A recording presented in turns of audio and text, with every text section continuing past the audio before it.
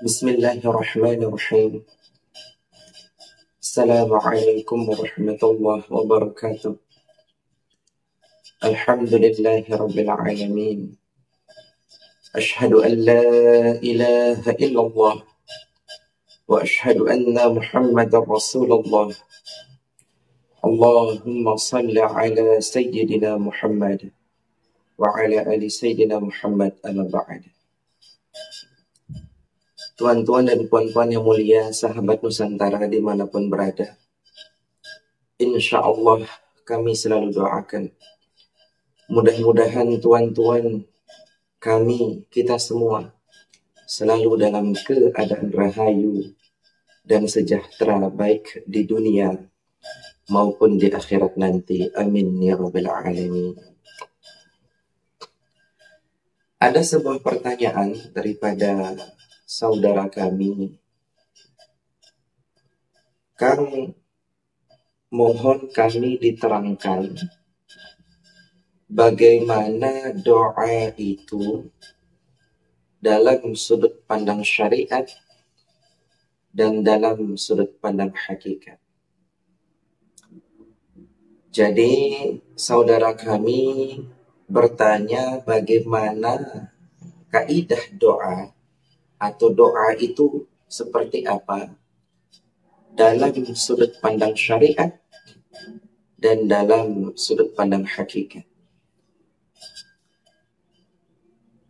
Mudah-mudahan dengan izin Allah Subhanahu wa Ta'ala, dengan kuasa Allah, dengan ilmu Allah, kami mencoba menerangkan, tidak bermaksud menggurui.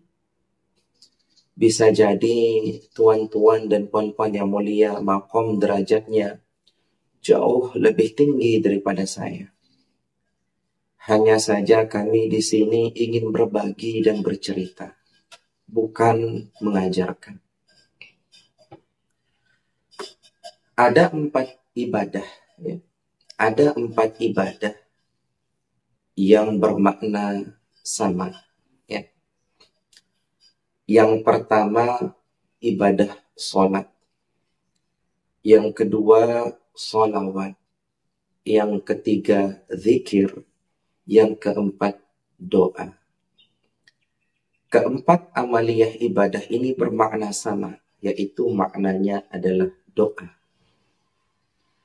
Doa itu adalah berhadap-hadapnya antara makhluk dengan khalik, antara hamba dengan Allah Subhanahu wa Ta'ala, yang berisi rasa syukur, yang berisi mohon ampun dan rahmat dan lain sebagainya. Ya.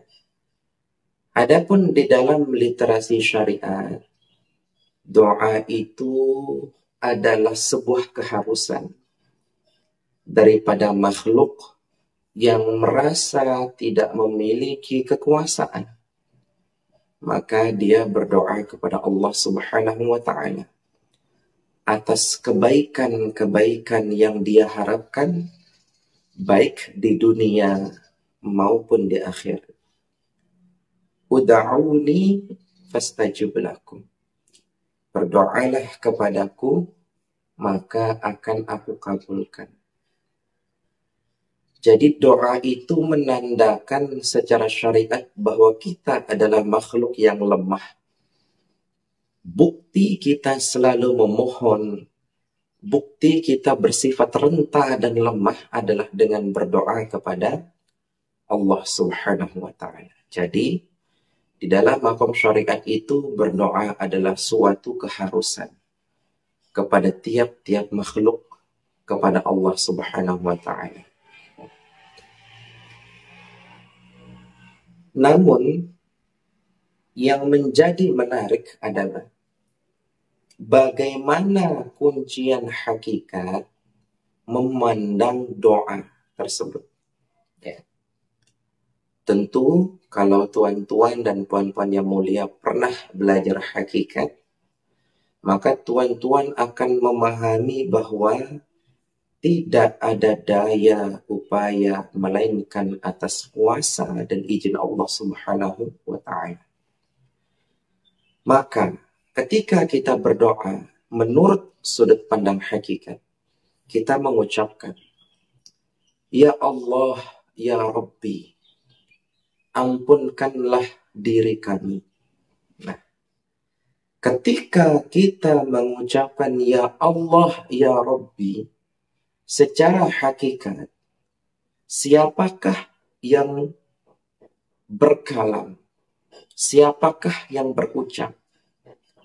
Maka secara hakikat, kita tidak bisa mengucapkan Ya Allah, Ya Rabbi, kecuali atas Allah kehendaki, kecuali atas Allah izinkan. Ya. Karena di dalam makom hakikat, kita tidak bisa berucap kecuali atas kudrat, iradat, dan izin daripada Allah Subhanahu wa Ta'ala. Ya. Maka ketika kita berucap Ya Allah, Ya Rabbi di dalam doa, maka hakikatnya sebenar-benarnya disitulah Allah Subhanahu wa Ta'ala itu. Kita memiliki kesadaran bahwa kita tidak bisa berdoa, kita tidak bisa mengucapkan Ya Allah kecuali atas izin Allah. Artinya apa? Jangan Anda berhayal Allah itu sangat-sangat jauh. Ya. Padahal hakikatnya Allah itu lebih dekat daripada urat nadi Anda. Lebih dekat daripada diri Anda sendiri.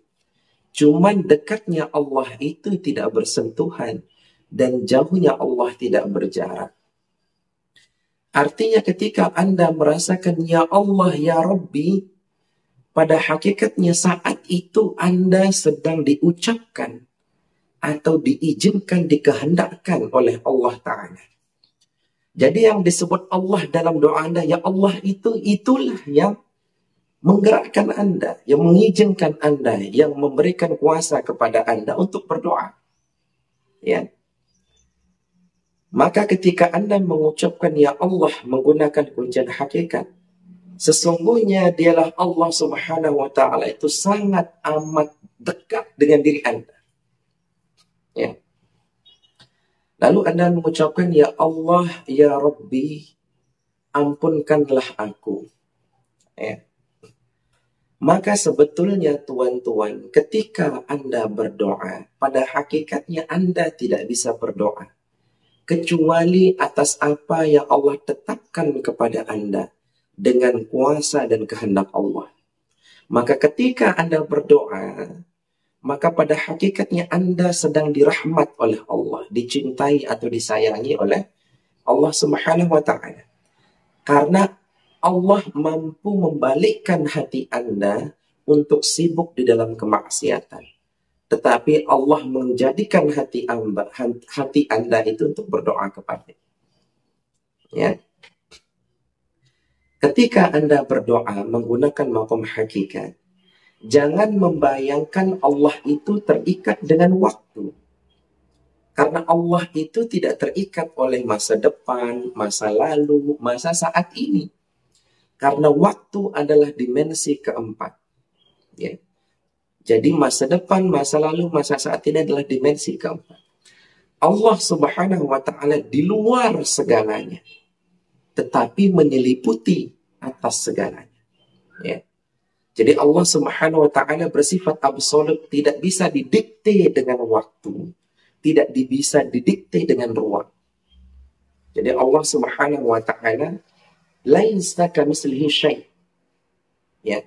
Maka ketika tuan-tuan berdoa misal Ya Allah, Ya Rabbi, maka rasakanlah Anda tidak bisa mengatakan yang Ya Allah kecuali Allah kehendaki dan izinkan Anda mengucapkan kalimat itu. Karena tidak ada satupun yang bisa bergerak dan terucap dan terdengar kecuali Allah gerakkan, kecuali Allah izinkan. Ya. Maka ketika Anda berdoa itu jangan merasa jauh sekali dengan Allah. Ya. Sesungguhnya Allah itu sangat dekat sekali dengan Anda. Cuman tidak bersentuhan.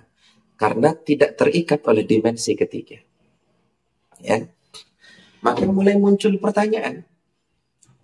Ketika saya mengatakan Ya Allah ampunkan dosa saya, Saya siapa, Allah siapa. Ya, maka ini menarik tuan-tuan.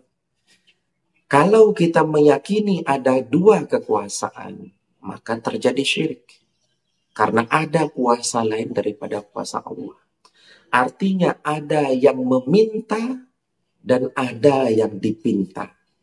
Ada kuasa yang meminta, ada kuasa yang dipinta. Berarti ada dua kekuasaan. Lalu siapa kita pada makom hakikat saat itu? Pada makom hakikatnya, kita sendiri itulah yang disebut Muhammad. Kita sendiri itulah yang disebut Ahmad dalam metode hakikat. Bukan Nabi Muhammad ya, mohon maaf sallallahu alaihi wasallam. Tetapi dalam metode hakikat, diri kita itu adalah sifat itu sendiri. Ya. Jadi sifat itulah yang berdialog dengan zat. Ya. Sehingga kuasa itu tidak terpecah. Ya. Jadi ketika kita mengatakan ya Allah, kita adalah sifat itu sendiri. Ya. Kita berkuasa, kita berucap, kita mendengar, kita melihat. Kita adalah sifat itu sendiri. Kita itu adalah tajalli sifat itu sendiri. Sehingga pada hakikatnya Allah lah yang berdialog dengan Allah. Atau sifatlah yang berdialog dengan zat. Ya. Tetapi bukan Anda Tuhan, tetapi bukan Anda Allah, ya astagfirullah. Kalau Anda mengaku Allah, Anda kafir. Ya. Jadi, di sini memang sedikit rumit, tapi kalau tuan-tuan pahami kunciannya, insya Allah. Ya. Insya Allah. Ya. Jadi, kalau kita berdoa kepada Allah, usahakan menghindarkan diri dari 3 syirik. Syirik jahar, syirik khafi, dan syirik sir. Adapun penjelasannya ada di video sebelumnya. Ya. Jadi kalau di makom hakikat, pada hakikatnya sifatlah yang berdialog dengan zat. Ya. Tapi kalau di makom syariat, kita diperintah oleh Allah untuk berdoa secara zahir. Ingat ya. Jadi diri kita terbagi menjadi 4. Ada diri jasad. Nah, diri jasad ini kaidahnya adalah syariat. Ya. Terikat oleh 5 hukum. Wajib, sunnah, mubah, makruh, haram. Terikat diri jasad ini. Ya. Adapun diri yang kedua adalah diri hati. Diri hati ini kaidahnya adalah tarikat, zikir. Dan yang ketiga adalah diri jiwa.